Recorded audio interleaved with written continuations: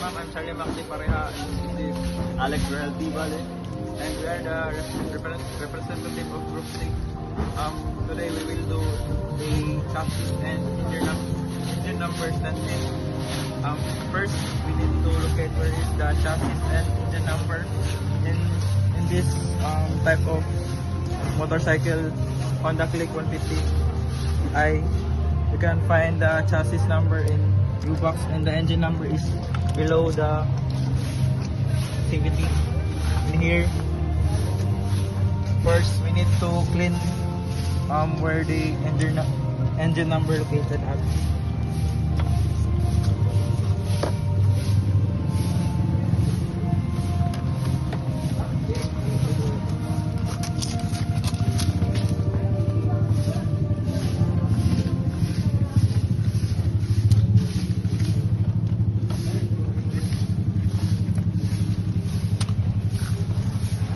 Next is we will be this carbon paper and then rub into this number right there, right here.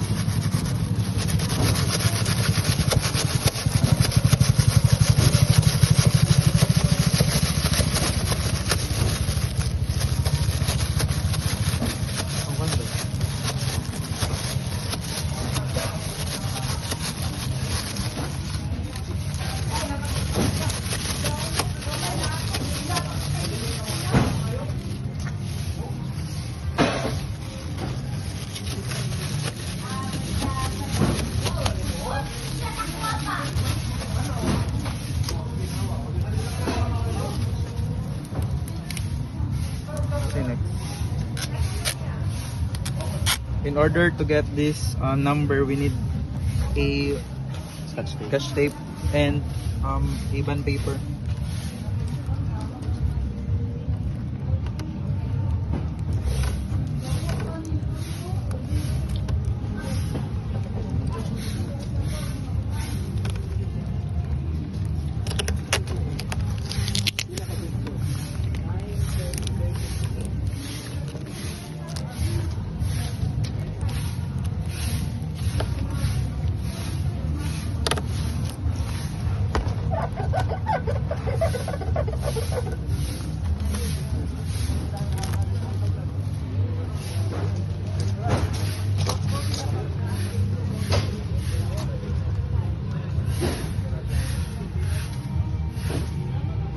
So this is the chassis number of Honda Click 150i.